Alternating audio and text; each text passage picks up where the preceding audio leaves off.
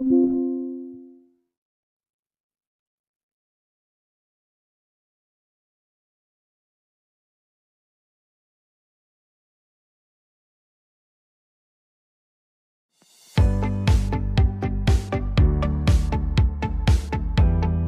have had a 40% caesarean section rate in the National Maternity Hospital. That is major abdominal surgery. Around 40,000 mums did not return to work in 2022. It's even more relevant if you're a mum who's experienced birth trauma. We spend more money on litigation than we currently spend on the maternity services. It's bonkers. It's in all of our interests, and particularly the government, to improve maternity services. We can't achieve our mission unless we bring parents and professionals together. A revolution needs to happen. We need to start working together. I know it's a hard time, but for goodness sake, it's the best profession in the world. Be proud to be midwives, be proud of the job that we do, and continue to celebrate our successes.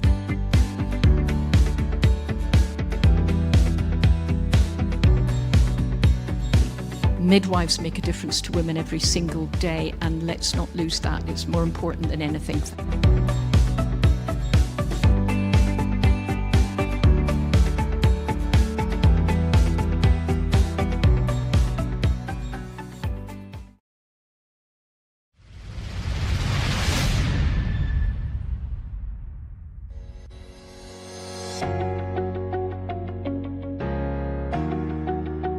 Welcome to Matflix, video streaming from maternity experts.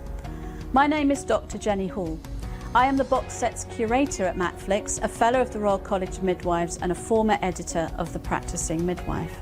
At Matflix, we bring together videos of talks from top maternity experts into box sets to support your continued professional development, study and revalidation.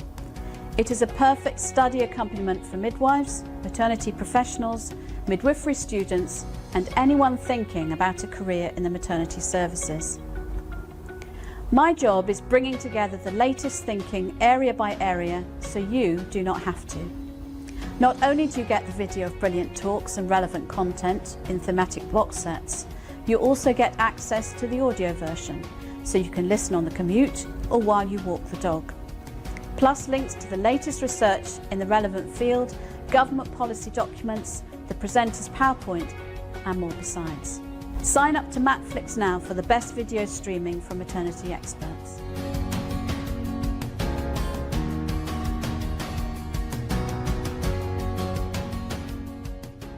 These awards, as you know, are a celebration of achievement, effort, change, innovation, management, insight and the many other traits necessary to sustain a proud profession like midwifery and consistent services in maternity. We invite people to nominate a colleague or a student or a manager, whatever, where they think that person's real trailblazers. And it's really a celebration of all that's good in midwifery and maternity care. They recognise individuals, they recognise teams, management and educators.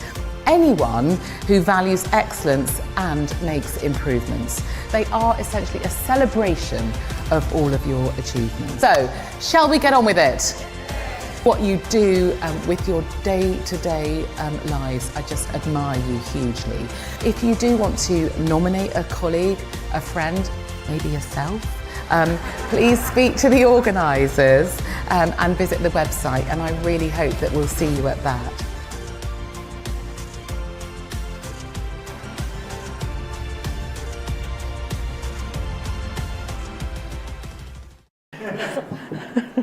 Okay, now the first award is... What's nothing, I don't know.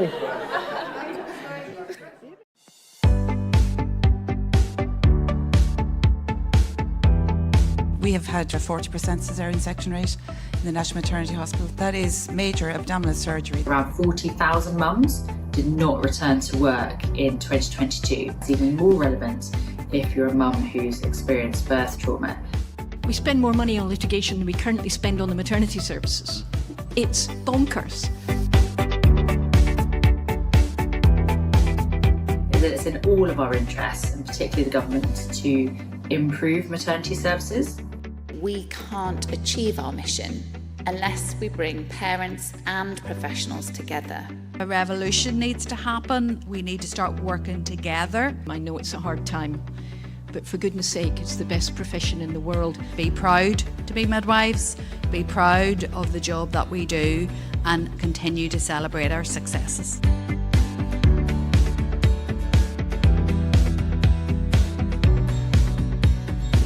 Midwives make a difference to women every single day, and let's not lose that. It's more important than anything.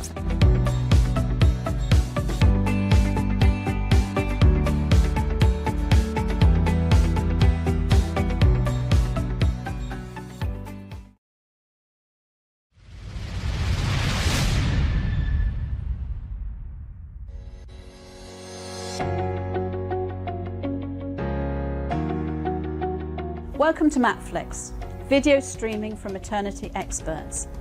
My name is Dr. Jenny Hall. I am the box set's curator at MatFlix, a fellow of the Royal College of Midwives and a former editor of The Practising Midwife. At MatFlix, we bring together videos of talks from top maternity experts into box sets to support your continued professional development, study and revalidation. It is a perfect study accompaniment for midwives, maternity professionals, midwifery students and anyone thinking about a career in the maternity services. My job is bringing together the latest thinking area by area so you do not have to.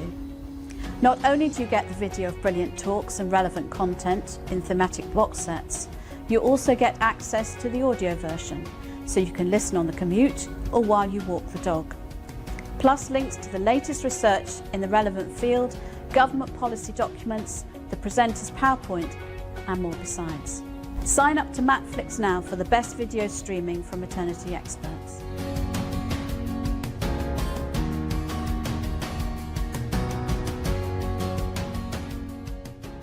These awards, as you know, are a celebration of achievement, effort, change, innovation, management, insight and the many other traits necessary to sustain a proud profession like midwifery and consistent services in maternity. We invite people to nominate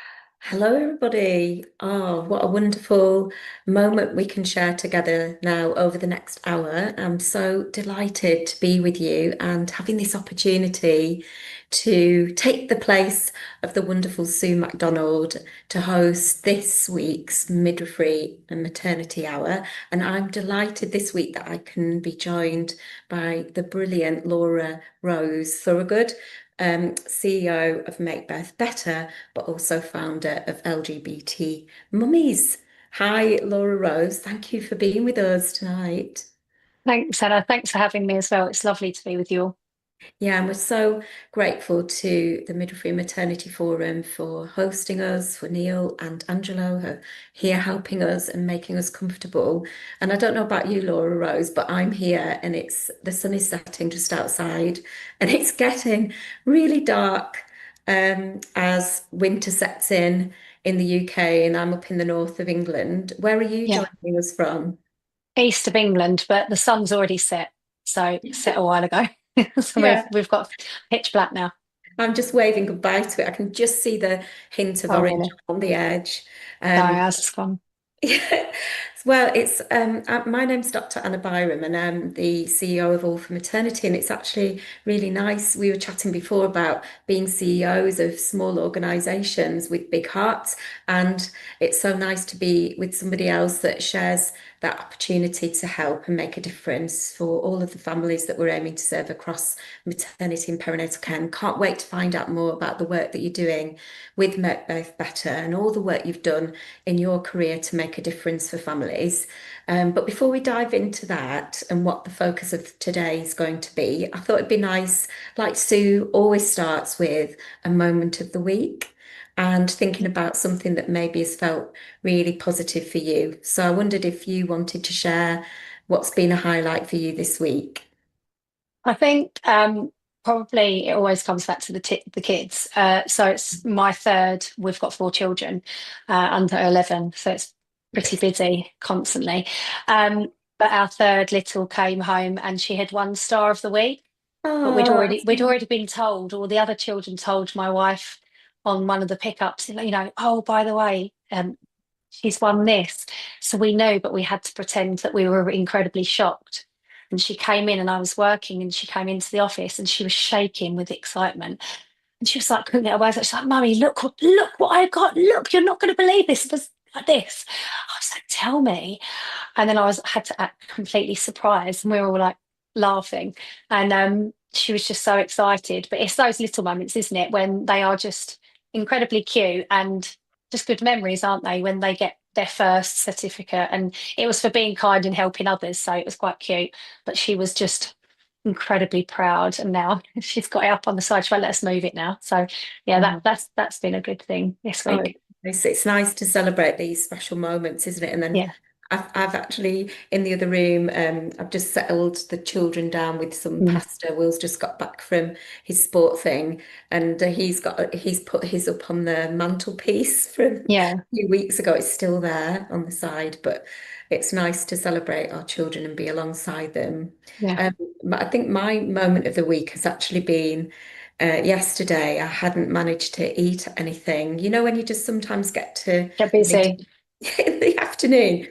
And my lovely boyfriend, Chris, came by on his way to work. He works sort of in the evenings, and Yeah. he came through just and handed me a plate of lovely vegetables and food that was nutritious and yummy. And Nice. it's sometimes nice also to be cared for as well, isn't it? Yeah, your own little chef passing you food when you most Yeah. need it, reminding you to do the things that you must and need to do.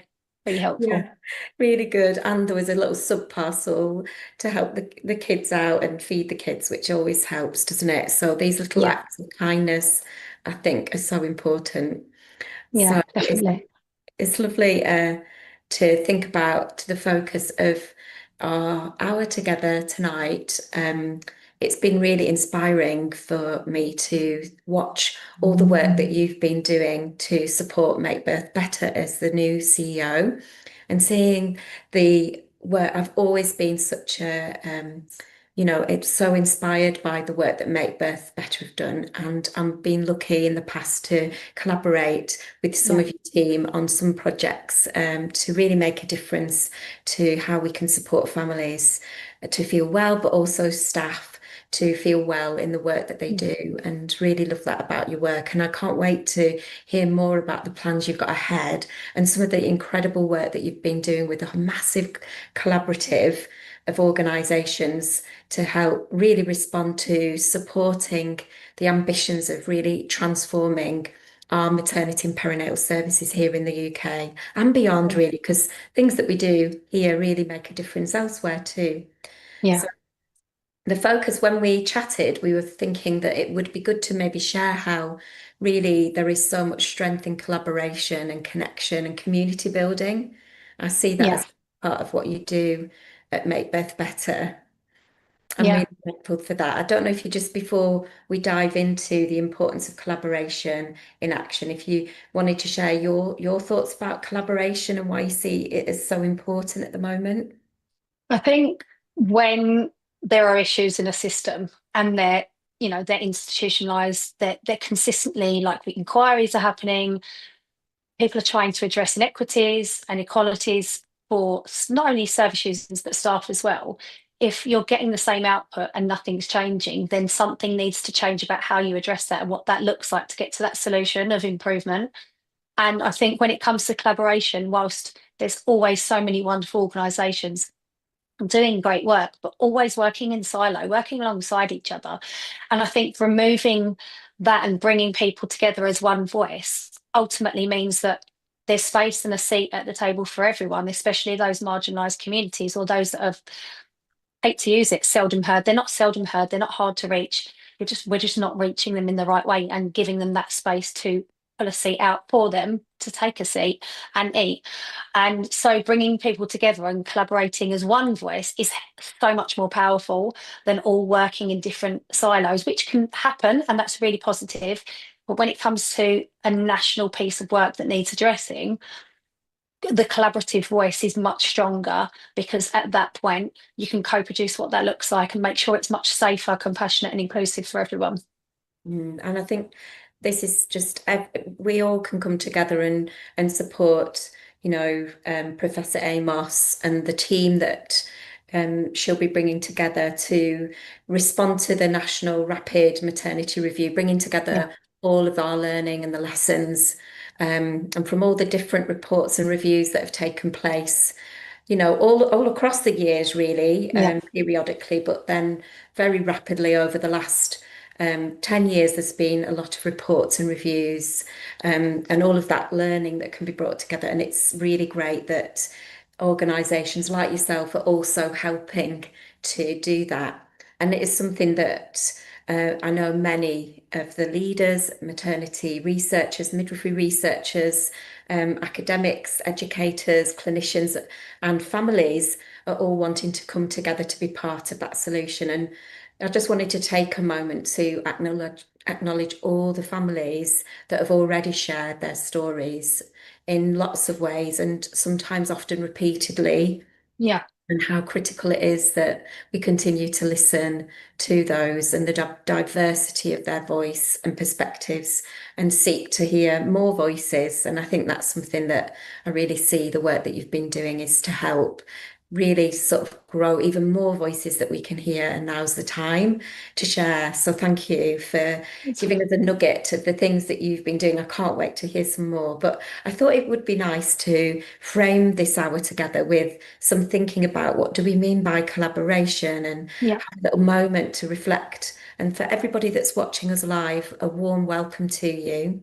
We hope you're feeling comfortable sitting somewhere.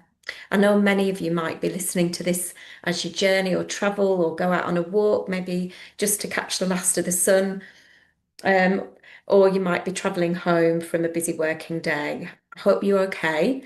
We're here to care for each other, and we welcome you. And if you're catching up on this session with myself and Laura Rose, we're really glad that you could be here with us and listen to us, and we're really open to you getting in touch. We really invite that, both of our organisations, as at All for Maternity, but I know all of the team at Make Birth Better. You can find us on social media, and we love to hear from you. And we hope that you can follow along and get involved. And there's some ideas of how you can get involved, because that can also feel tough if you're not feeling part of an organisation that maybe is visible, or you're feeling that you're unable to share your perspectives and voice. That's something that we wanted to bring to the table in this hour, on ways that you can take part and feel included. So I'm just going to share a little presentation just to encourage people that are watching to think about some of the things that we feel are important. So in this presentation that I'm sharing with you, I think it's just to frame this whole hour. We want to kind of talk about collaboration in action. And, a big part of what we do in our work is underpinned by compassion. And for me, compassion is listening. It's got to always start with attending, listening with fascination to as many voices and people as possible. It includes reading and learning and looking at the evidence, which also captures diverse voices, looking at the reports and the reviews, but trying to then move into understanding beyond our own perspectives, and then being able to empathise the best we can. And I think through that empathy, it drives us to the fourth and important part of compassion, which is helping and acting. And I think that's something we've all been driven to do, is to be part of the action to make a difference together.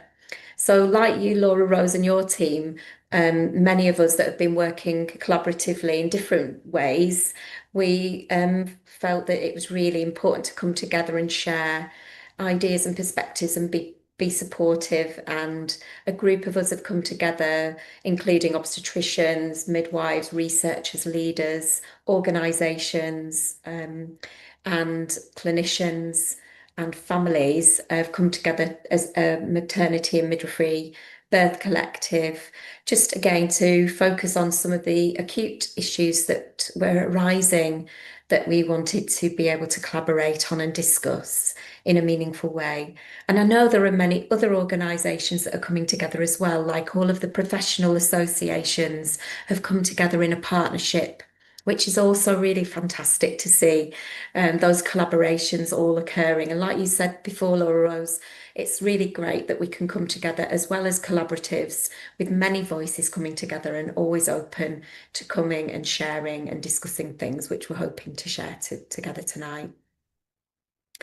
Because we are facing challenging contexts, and we're seeing emerging articles coming out about maternity crisis alongside all of the reviews and the underpinning justifications for this rapid review to bring together all those lessons, and hopefully thinking about how we can really redesign and reconsider how we approach maternity and perinatal care moving forwards, including everybody that's obviously primarily the people being using those services and having them at the heart of everything that's done that happens, but then also the people providing care in those services. And I think that's so critical that we come together to address the challenges together, recognizing them, but also understanding we can move forwards together to brighter days.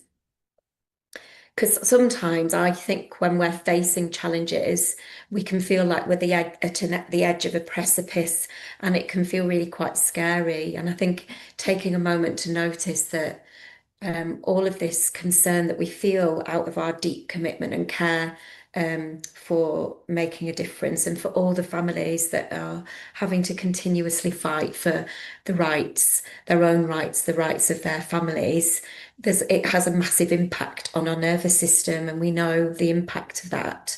So I just think sometimes we can all feel this in our work, and taking a moment to recognise that and care for each other is what we need to do in order to feel well, so that we can sustain the work that's needed to build a better future.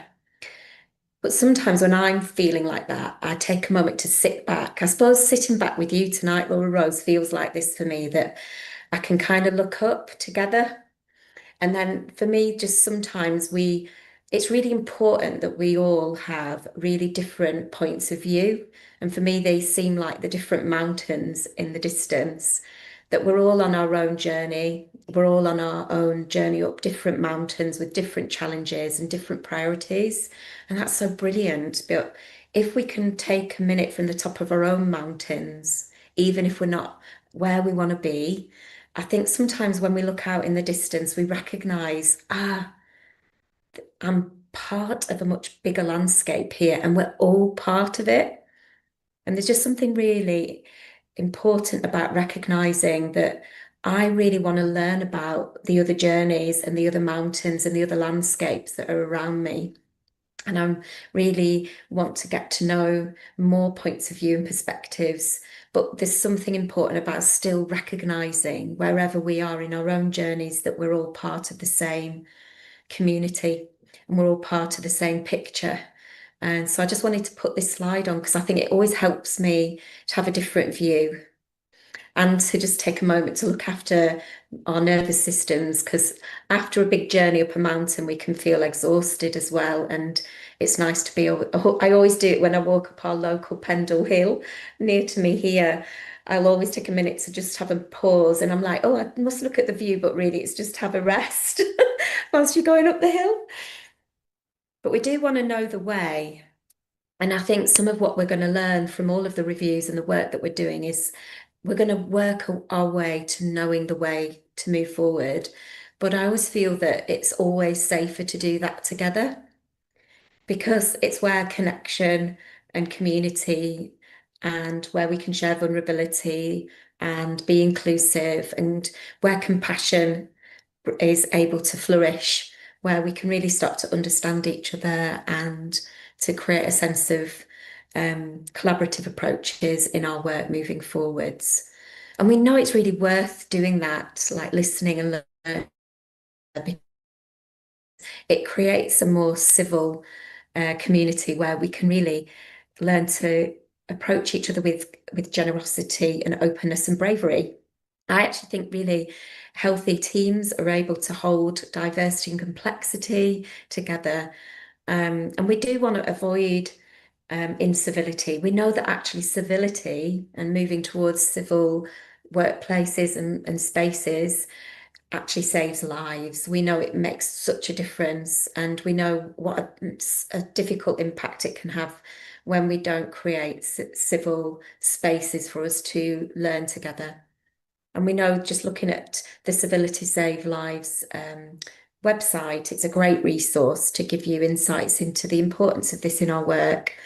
We know that even if you witness incivil behaviour, it has a knock-on effect for you, the people you work with, and when we're in maternity and perinatal care or any healthcare or any service, it's going to actually have a consequence on the people we're aiming to serve. And we know that from the reports that we're hearing time and again that workplace cultures, have an impact. Both positive and challenging cultures can have an impact. So what we're aiming to do through fostering collaborations is learn how we can also influence positive cultures across maternity and perinatal care, which we feel so critical. And you can see that it's been well mapped out as well across some of the leadership literature in the NHS and some of the reviews that have taken place. And we do know that really strong and positive leadership also can help make a difference to how we can foster these relationships in workplaces as well. But I think it all comes down to something that I think's really what I've been in awe in with your work, Laura Rose, has been the way that you create a sense of belonging through your leadership style and welcoming such a wide range of organisations to come and collaborate with you. And it's that sense of belonging that you're holding is something really important. And I think the feature of belonging for me is that you can come as yourself and be yourself.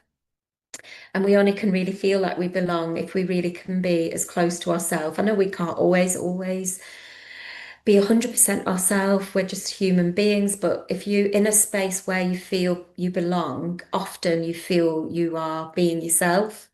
And I think that's what we would want in every culture and community, in every workplace. And I think that's something that we want certainly for families to feel when they use maternity and perinatal care, that when they come along, as soon as you walk through the door, you belong.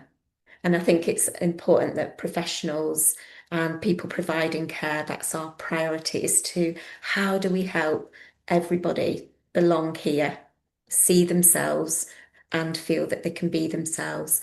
And something I'm always looking for ways that we can really be conscious about this in the work that you do and the behaviours you foster. And this book, I think, is absolutely brilliant at helping to unpack it. Like, how do we do this in our workplaces, but in our organisations or in the work that we do? And I would invite people that are watching to go and read Inclusion on Purpose, an intersectional approach to creating a culture of belonging at work. And I think if we can do this with each other and with our collaborations, I think it'll make it so much easier to foster it for families in our services. And some of the 6 things that you're invited to consider when you're trying to implement this bridge framework. These 6 principles of the bridge framework are just captured there in green. It begins by us recognizing we need to be uncomfortable. I said at the beginning that also, though, can lead to us having our vagus nerve and our nervous system triggered quite a lot.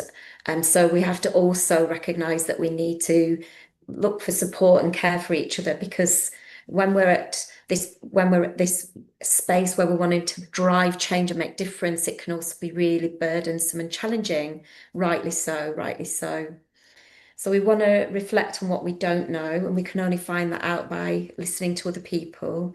We want to invite feedback, avoid being defensive, which is so natural to get that defensive feeling, but can we work through it together and listen and learn, growing from our mistakes, but allowing for mistakes to happen and recognizing that's really a normal part, the human factors and ergonomic, that's a part of life. So let's sit together with it and help each other to move forwards and grow, and expect that change takes time. So I thought this was a good framework for us to think about inclusive belonging. And there's a lot we've got to do, because as you said at the beginning, Laura Rose, there's an ongoing injustice, and there's ongoing discrimination and marginalisation, and in particular systemic racism that needs huge pieces of work to address within maternity and perinatal care and wider health, social care, and of course our society. And we are living in a time of real political strain and conflict across our wider society as well, that all has impacts on how we provide maternity care. And I think as health providers and healthcare supporters, we can really be in a strong place to address some of these challenges together. And I really love this framework of how guiding people on the call that are doing work themselves, because it's a lifelong project, personally and professionally, that this is a really useful tool to think about, that using the growth model, how we can grow, and we encourage our children and our families to support them in their learning, to push themselves outside their comfort zones. And I think it's a really good tool for thinking about how we can become anti-racist in our practice. And you could apply this to any area of discrimination, minoritisation or marginalisation. So thinking about how we can move from the fear zone, where we deny there's an issue, through into the learning zone, where we might seek out learning and answers to the questions that we might have, moving through to the growth zone and identifying all of the ways that we might have had concerns and issues, and how we can move forward and pass those to a more safe approach to our work and care. So I think it's just a nice way of looking at and thinking it through personally and professionally. But I always want to remind us that we do this in a calling in culture, where we invite each other into the conversation as best we can, without damaging our own boundaries and making sure we care for ourselves.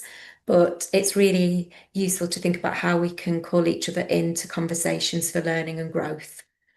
So creating belonging involves this sort of working together and learning and listening, and being quite connected, which is the essence of this work. And that's what really underpins the Midwifery and Maternity Birth Collective, that's really just here to be as open and inclusive as it can feel and be. It was just a range of colleagues and people from across the country that wanted to come together and talk about what could be done to make a difference and be supportive of the next steps and contribute. I think it mirrors what you were feeling as well, Laura Rose, with your work and the things you were doing. So it's just this multidisciplinary group of midwives, obstetricians, families, academics, maternity care workers, advocates and supporters. And just this united commitment to addressing these urgent challenges facing midwifery, maternity and perinatal care in the UK, but also always recognising that that impacts on beyond us in the UK as well. So the way that we thought we could meaningfully do something straight away was to help bring and share meaningful resources that are supportive. So updates from the maternity review, sharing recent articles, opportunities to join webinars, or, for example, sharing a bit of news from the collaborative work you're doing, Laura Rose. Anyone that wants to share things that they're doing locally or nationally, we can share it. So people can join. If you're watching this from your desktop, you can join by scanning the QR code on your phone to join a newsletter where you can just be shared information and updates, and that can feel supportive, because it can also be challenging to stay up to date and informed. So the goal is that we're helping people to listen, learn and act and be part of that inclusively. We've actually got over 400 people that have joined the mailing list to stay up to date with these key issues. So we're putting out monthly newsletters that just give you an overview of some of the key things that we're doing as a collective, and then any opportunities that we've seen, you can kind of join in and get free access to the webinars and seminars and catch-ups. Any sort of blogs that have been written or articles that have been sent in to us or shared, you can read them and get access to them through here. So you can see this little video is just scrolling through the first newsletter that we shared. And then there's some articles as well that have been written by Professor Andrew Weeks and others in the collaborative. There's the report from the 5 Times More that was published recently, links to conferences and events that you can attend, all included together so that we can try our best to support each other alongside the work that's been done across social media and beyond. So we managed to do our first seminar series, which was addressing the crisis in midwifery maternity care, where we were able to sort of unpack things together. You can still watch this if you're interested. It's free. You can go on and use the Birth Collective code and go onto the hub and do a catch-up if you're interested. But just as a little overview, we heard from Professor Dr. Andrew Weeks, who's a professor in international maternal health, Dr. and Professor Sue Down, Professor in Midwifery, Dr. Anna Horn, medical anthropologist and doula and birth activist, and Dr. Claire Feely, lecturer and researcher in midwifery maternal health. And they took a different perspective, thinking about the challenges and issues from different points of view, and shared them. So Andrew talked about the perfect storm and all these confounding factors that are influencing and impacting on safe maternity care. Sue talked about some of the challenges with the midwifery workforce and morale across midwifery. Anna talked about the impact of birth justice on birthplace and restrictions over choice on bodily autonomy, and some of those issues affecting racism and discrimination. And Claire talked about how we can optimise physiology across all birth experiences in all birth settings. So really good start. We had lots of panel discussions, so everybody that comes along to the seminars can get involved and chat and share their points of view, which is a really supportive way of feeling that you're part of the community. You can share and ask questions, and everyone's able to catch up with the learning afterwards and get a little certificate. And what we learned from the first seminar, with these are some of the themes coming across. We have had over 100 people join the first seminar, and these were some of the themes from the things that they were saying. So challenges around education and workforce, access to birth settings, restrictions to home births and midwifery-led units closing, challenges around recognising birth trauma and psychological safety. And people shared links to the recent birth trauma inquiry, along with other resources of information and sources of information, the importance of the need for professional wellbeing and support.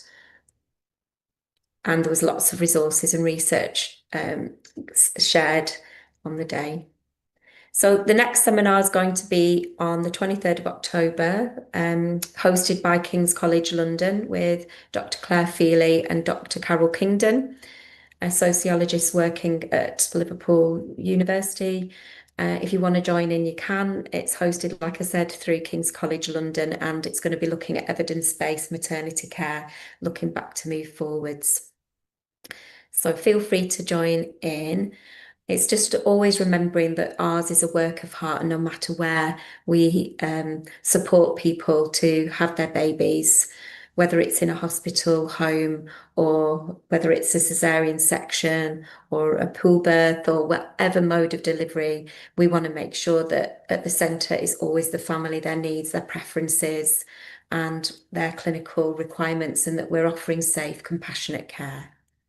So I'd love now to welcome Laura Rose Thorogood, who is many things, including the CEO of Make Birth Better. And you're here sort of largely in that remit tonight, but I know you do so many more things, Laura. So just before we open up to our conversation together, I wanted to tell everybody a little bit about you. So would that be okay if I share? That's fine. You can do it. Oh, I hope so.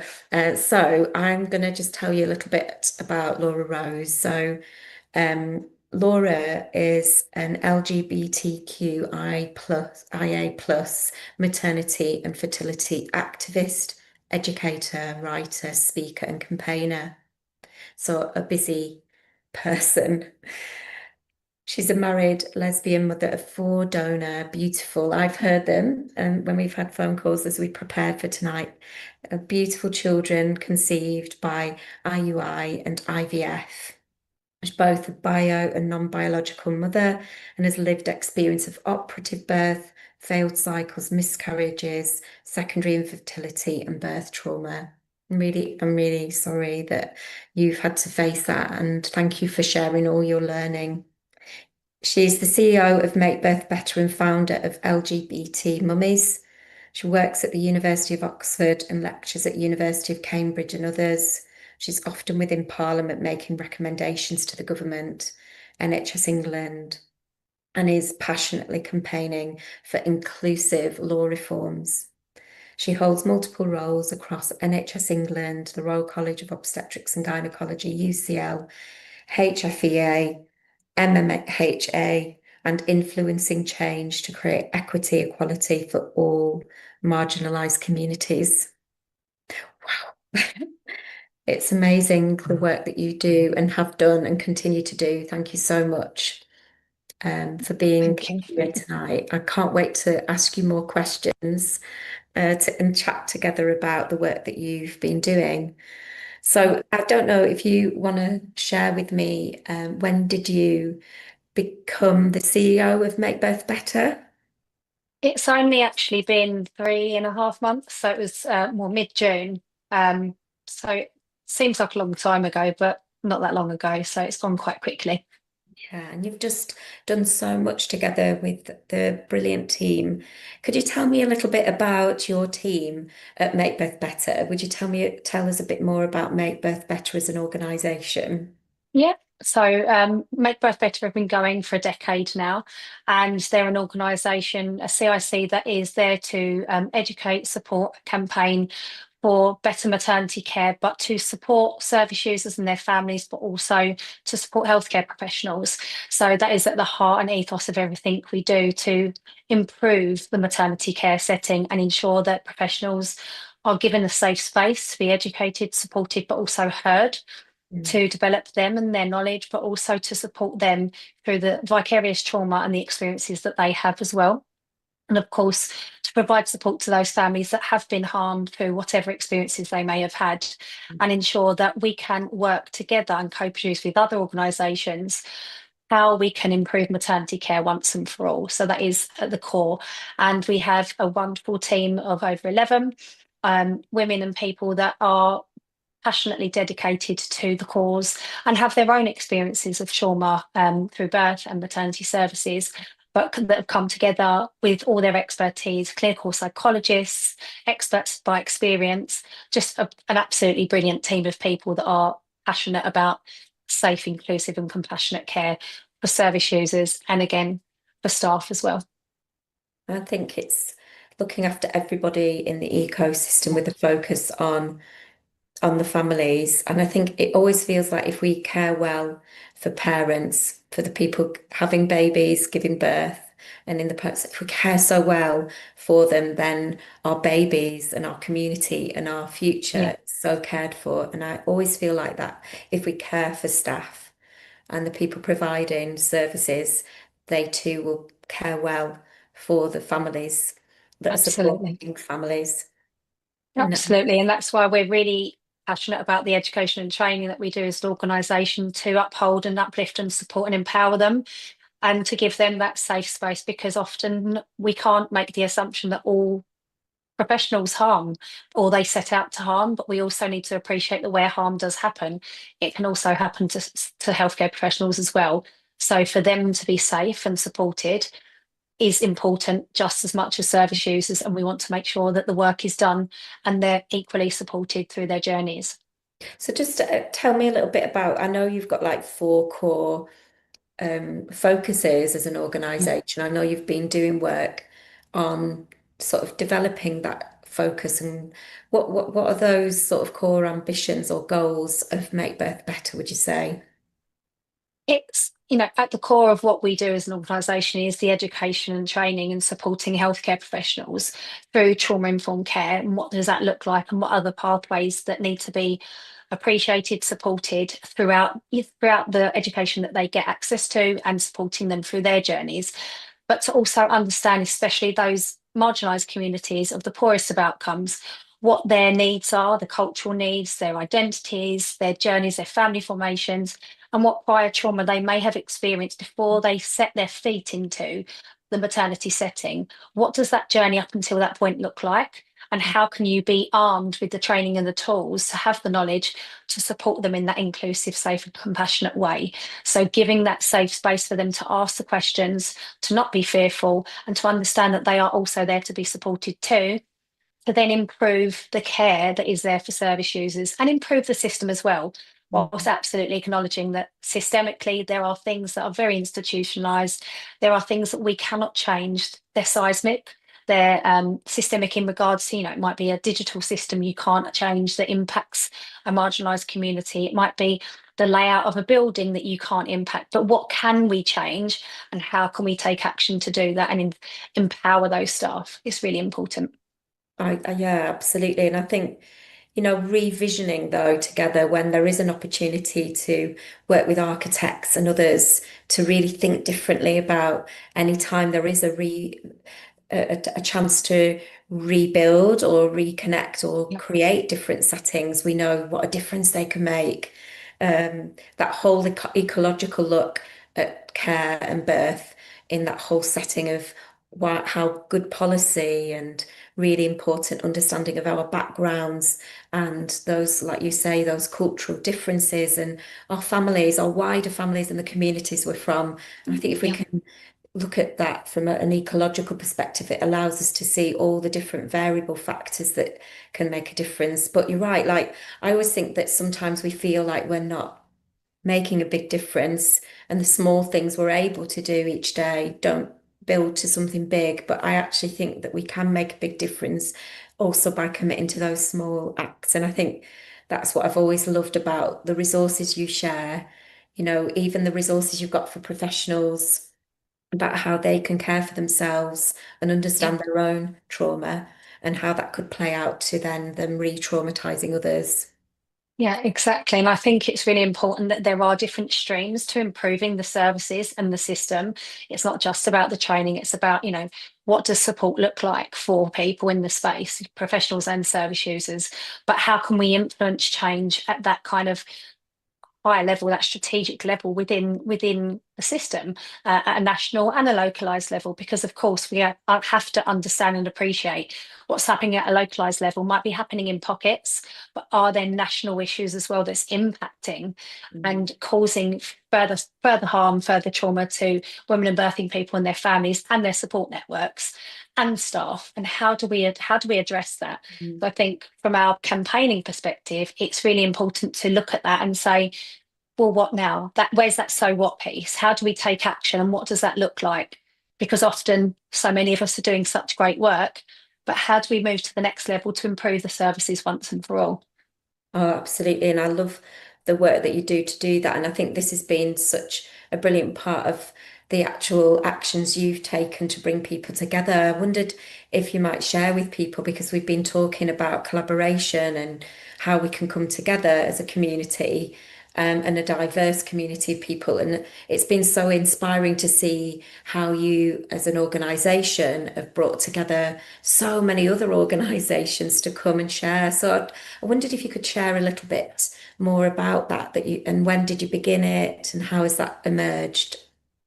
I think being an activist and campaigner is just intrinsically part of who I am.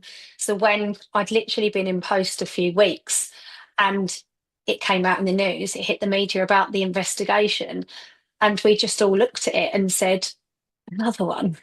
And the use of the language, rapid review, the turnaround was so short. And again, another review. What's going to come out of that? Is any action going to come of it that's going to really change the system and improve the service? Or is it going to be another tick box? Is it going to be another failure for families and staff as well? So at that point, it was, we're all doing great work in the space, but why are we not doing it together? There's power in collaboration, there's power in one voice. So it was about reaching out to our friends of Make Birth Better and organisations in the space like yourselves and saying, let's come together, forming a national working group. And when I say national, of course, there are some amazing national charities and organisations in there, but we've also got localised organisations, those that never get a seat at the table, those that are very seldom heard because they're not reached properly and they're not supported and brought to the table. And we have a collective of over 100 organisations now that are part of the working group that we've been working together on to form a list of priorities to say, this is what service users and their families and staff want, because whilst experts, of course, are very important in something like this in a review, you also need service user voice, and it can't be pockets of service users and pockets of experiences. Incredibly important, but you need to have the narrative from a breadth of experiences and what that looks like. So bringing together every marginalised community, every national and grassroots and organisation in between has meant everyone's got a seat at the table. Everyone can co-produce that plan and priorities and what that looks like. And so we've only had 4 meetings since it came to the media and was released and announced. And in those 4 meetings, we have compiled really cohesively a long list of priorities that we're working through and finalising to say, this is what service users and staff have co-produced together to say, this is what we need, and here are the potential solutions or actions that can be taken once and for all. And excitingly, we are near the end of that, and we have had word this week that we have got meetings that we've requested with the investigation team that are due to come up. And one of our main points at Make Birth Better was, we don't want to consistently be leading and be the voice. We are facilitating the space that everyone can be part of. But at the same time, when that meeting comes, we want everyone to have the opportunity to be present so they are part of it. And that's where that co-production and that collaborative voice is really crucial. It can't just be one organisation leading the charge. It is a group of us, a huge group, one voice, to say, this is our priorities, this is what we need. We're here to support you, because Baroness Amos has got a huge task on her hand with that investigation team. But to do something so seismic in such an incredible short amount of time, which of course we know, is it going to be viable anyway, is something that you need helping hands with. And having 100 organisations say, here you go, this is what we all have said nationally we need, is only going to support in a positive way and support the work that needs to be done. And I think what's I mean, it just congratulations to you and all of those incredible organisations for making the time and space to come and share and to have the knotty and very important jostling of ideas and perspectives and Mm. views and the richness of that. I think when you think of 100, over 100 organisations, it isn't just one person because all of No, those organisations, like you said, are working in grassroots way with local communities and exactly. touching so many voices. Because you just think how many voices, if we count up, we're so grateful to be part of that and being able to come and listen as an organisation to all those other organisations. And we bring the voice of over 30,000 members in our organisation, Exactly. and it's just wonderful to be able to think, well, that's an incredible collaborative that you've created. And like you said, obviously the organisations that are there and their colleagues that are involved are touch points they are feeding into because they've got their ears to the ground. They're hearing, listening to those communities to say this is what we really need.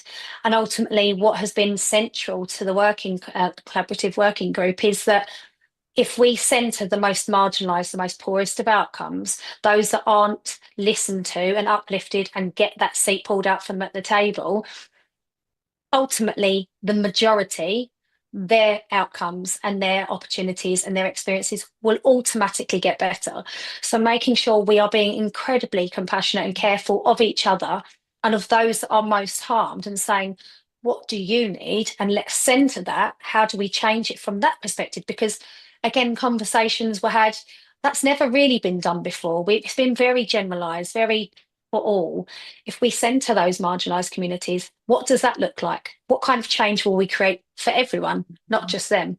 Because Black women and birthing people are dying, queer people are being discriminated against, disabled, people with low socioeconomic income. There's cultural needs that are being ignored and missed that are so inherently important to these families and staff. What does that look like, and how do we improve it moving forward? Yeah, and I just think it's all the brilliant organisations that are creating a voice for people that have faced bereavement and loss and Yeah, grief and trauma and people that are facing the impact of mental health and long-term health conditions that really make it more challenging for services to maybe to have a voice that feels heard and constantly acknowledged. And I think that's something that is incredible about the work that you're doing. And thank you so much for sharing it. I know it's sort of all hot off the press because you've been working at pace to be a support to Baroness Amos and the team. And we all want to be there to support everybody in this space.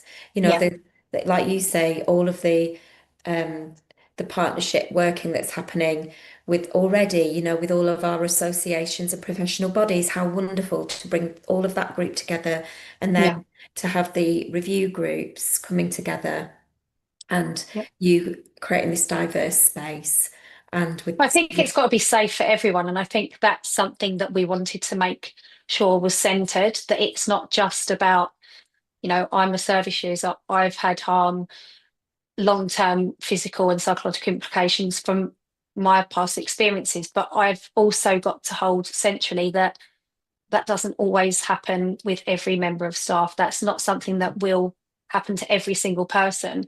But how do we change that cycle? How do we also hear staff and uphold them through the trauma and the broken system that often they are inheriting when they walk through the door? Because if we're not caring for them, how can they care for us? We need to really be considerate of everyone that is impacted by the experience, and what does that look like, and how do we dismantle the system and start again and say, this isn't working, what can we change, and how can we improve it for everyone?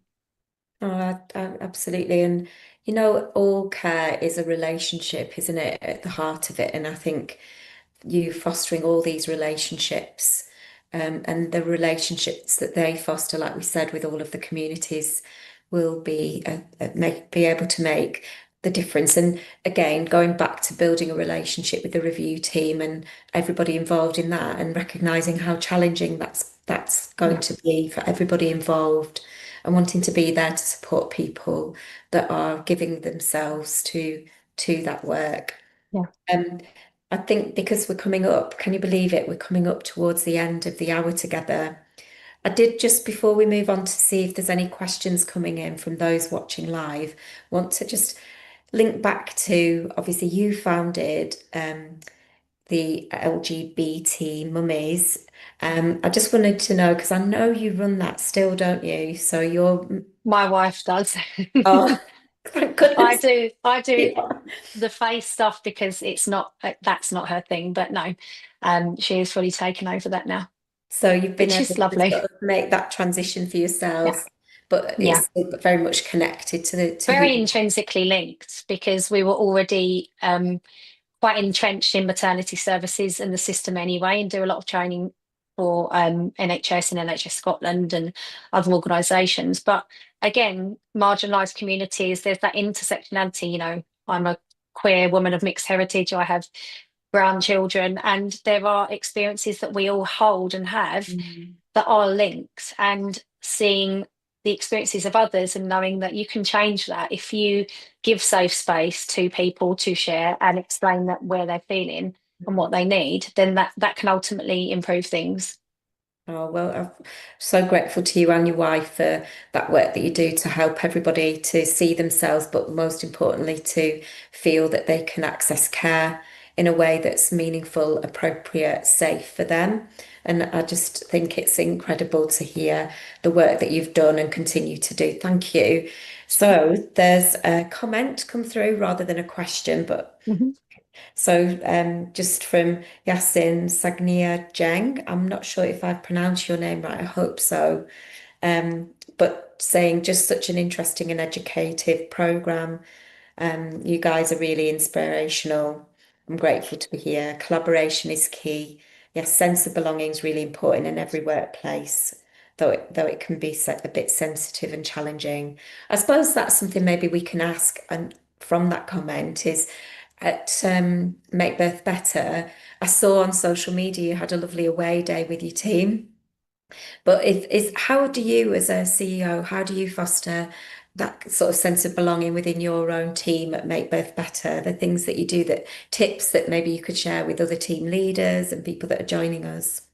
I think it's early days, and I probably wouldn't be the best person to be giving tips out to people at the moment. It's hard, it's difficult, but I think just trying to listen to your staff, and I've probably come in at pace, and we're doing a lot of great things, but it's also about slowing down and assessing what the landscape looks like. And I think at the moment, maternity services and a lot of organisations, there are lots of organisations out there wanting to do good work that are sadly at risk and struggling because of the landscape. And I think it's acknowledging that and what that looks like. And I guess what's viable, what can be done, but also, you know, wanting to take action in a strategic way to make sure that we're having like a good impact, and it supports people in the best way. And what does that look like? I think that's such wise advice, and it's lovely to hear you acknowledging that, you're new and the newness and that transitional time for you personally, as well as professionally for your team. But just pausing, something else that I was going to put in the slides was like this feeling of being in a jungle, when there's so much coming toward it, could even be like a tsunami. But I sort of think the jungle feeling that we can feel like we're in, but sometimes if you're trying to get through a jungle fast, you can get all tangled up. So I always think like sometimes just that moment to pause can be a piece of advice that you've given there, of taking a moment. And then lovely Sue Down told me once, because I'm quite a fast person, and I need to slow down. yeah, I was doing some coaching, and my coach was like, rather being fast and furious, be slow and curious. I was like, oh, That's a good one. isn't it? It's a good one. I'll write that down. Yeah. But Sue also said something that you've just said, which is slowing down also helps to ensure that the people coming with you.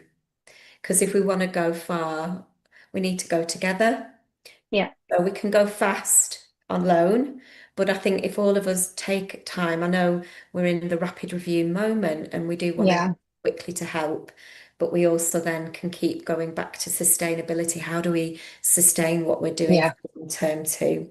So there's Most a definitely. question here for you from Gemma Louise Kendall. I imagine she's from a neonatal unit actually, because she's saying, is Make Birth Better doing anything for neonatal unit experiences? Could there be cross collaboration with other charities such as Bliss?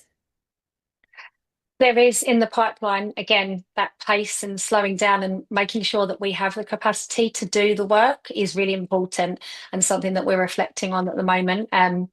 I've come in probably slightly like an excited puppy on let's go. And there's so much work to do that we have in our strategy. And yes, that is something that is on the cards, but not right now, definitely not this year, early next year potentially, but something that we have considered and are working on moving forward. Yeah. That's so good, because I know for me, as somebody that's experienced trauma around my birth, my first birth with my lovely son Seamus, is nearly 20. He's going to be 20 next week. He's my eldest, and then I've got my wild Bill, who's I can hear next door. He's going to be 8 next week too. Wow. And then my birthday at the weekend, but he was on neonatal unit, and I actually found that separation and the associated challenge Really difficult of the system, and that, like you said, back to the architecture even, and some of the ways that we have to navigate those systems. But we, thinking about how we join up together, and I always think one nice analogy for us to close is that creating horseshoes of connection where there's always room for new people to join. And I think that's something that you do really beautifully at Make Birth Better, is making sure that people feel they can join. And so people like Bliss and organisations that maybe haven't yet heard, hopefully from this hour together, more people hear about the work and organisations. So just to finish, if anybody did want to join, is there any scope for people to get in touch, or how would people find out what's next? We're currently working on finalising the final priorities, but we had literally invited every single organisation possible to be part. Some declined, some hadn't got the capacity but wanted to feed in different ways. And there are lots of organisations. It's not on socials, and people can see all the organisations that are listed. If anyone wants to feed into that, they can email into myself. They can find that on the website. But if there's any feedback that people want to give, we can make sure that it's heard and ingrained in what those priorities look like.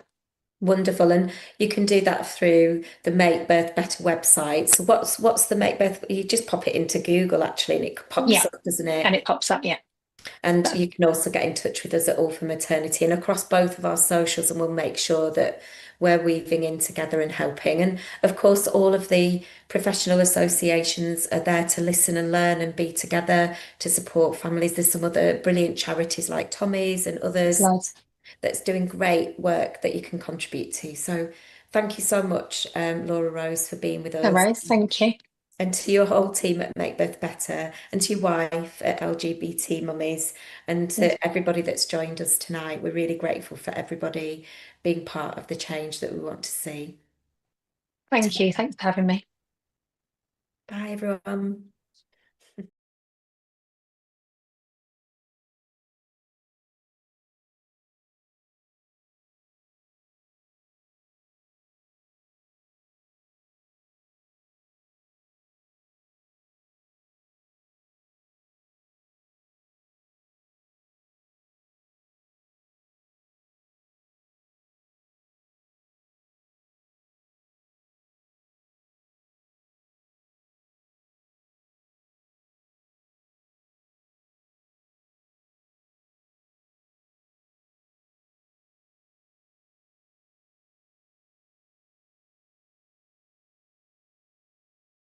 These awards, as you know, are a celebration of achievement, effort, change, innovation, management, insight, and the many other traits necessary to sustain a proud profession like midwifery and consistent services in maternity. We invite people to nominate a colleague or a student or a manager, whatever, where they think that person's real trailblazers. And it's really a celebration of all that's good in midwifery and maternity care. They recognise individuals, they recognise teams, management and educators.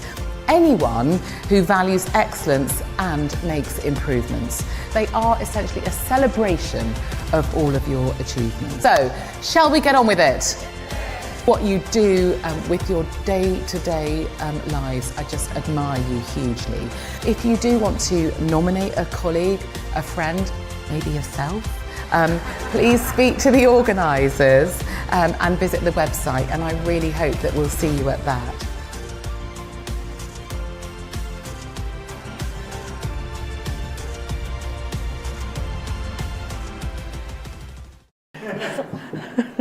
Okay, now the first award is. What's nothing? I don't know.